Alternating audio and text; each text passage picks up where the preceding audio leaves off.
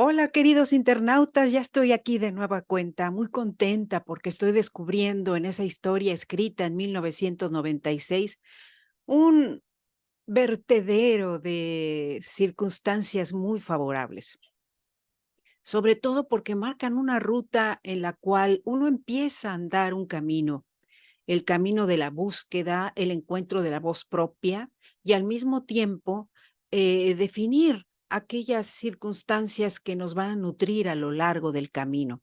Les quiero compartir pantalla en esta ocasión porque me parece muy interesante el post que publiqué el día de hoy y aquí van a ver ustedes, sí, ya lo tengo, la fotografía de Natai. Bueno, no es la fotografía, en realidad es un dibujo, pero para mí es una fotografía del alma de Natai. Es verla integrada a lo que es la naturaleza, la orquestación de aquella selva tropical para ella forma parte de su vida, de sus logros. Es el sitio que a ella le dice cómo actuar con los demás, cómo sentir al entorno. A pesar de que para muchos ella haya sido considerada una persona eh, muy reservada, ella podía dialogar con el universo y la naturaleza de una forma muy particular. Y este dibujo me ha encantado porque, bueno, haberlo hecho en 1996, wow, me trae recuerdos muy agradables. Imaginarla integrada a la tierra, a las estrellas, a las raíces, envuelta en la espiga de todo aquello que nos nutre, es fabuloso. Bien, pues aquí tenemos, ya le hice una nueva carátula a nuestro programa, y digo nuestro porque pues en él están muchas otras personas colaborando, y en este caso estoy colaborando conmigo misma como escritora que hizo un trabajo en el pasado. Las cosas buenas que nos brinda la vida. Ese es el episodio del día de hoy, día 12, episodio 12. Desde la penumbra y la calma en Spotify, para quien no me esté siguiendo lo pueda hacer. Si cada persona se preocupaba por la vida de Natai, su madre la impulsaba a integrarse, pero no la forzaba. Ella entendía claramente que Natai necesitaba de su propio universo de la misma forma que ella lo buscó. Y aquí hice un pequeño, muy pequeñito detalle en letras creativas desde donde les estoy hablando ahora, leyendo cada detalle de la obra de Natai. La vida es una constante, un constante cambio y una vereda estrecha para los que ven la vida de esa forma. Y en el caso de Camila y Natai, ese no era el caso. Yo creo que ella, en el momento en que decide irse a estudiar a la capital y se convierte en especialista en Macalola, bueno, en todas las conchas, en los diferentes formaciones que se crean a partir de una concha. Malacóloga, exactamente. Ella descubre un mundo subterráneo muy intenso, ¿sí? Porque para nosotros las conchas están ahí, pero ¿por qué de esa forma? ¿Qué tanto influyen los movimientos, los vientos eh, internos del mar para que la forma de una concha sea esa y no otra? Es algo muy interesante porque nos llega a pensar que Camila era una persona que interiorizaba en las profundidades y ahí tal vez ella comprendía más de lo que podemos creer a su hija Natai. Para los que observaban de lejos la vida de Camila y Natai, la idea general era que sus vidas no eran como las de los pobladores de la costa.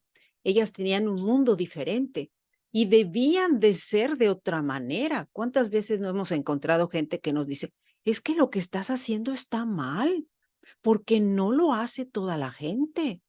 ¿Sí? Como asgardianos lo sabemos muy bien. ¿Cómo pretenden ir a vivir en el espacio? Eso es, no, no es posible. No.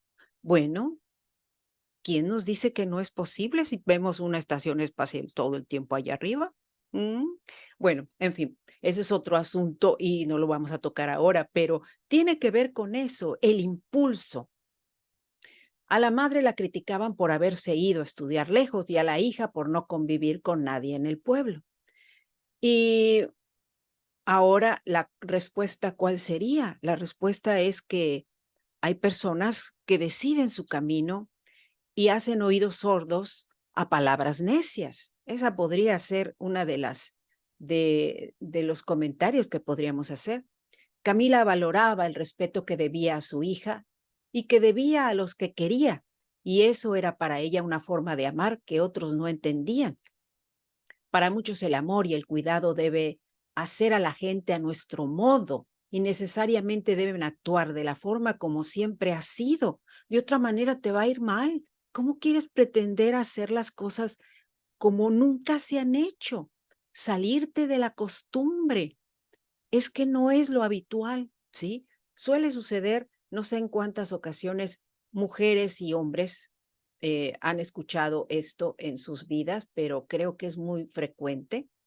Y pues bueno, creo que en la rebeldía de mis años mozos, en aquellas épocas, 1996, era una buena forma poder referir a Camila y Natay como ese ímpetu donde la vida nos coloca para hacer algo diferente, tan diferente como para no resolver nuestra vida de la manera habitual, ¿sí?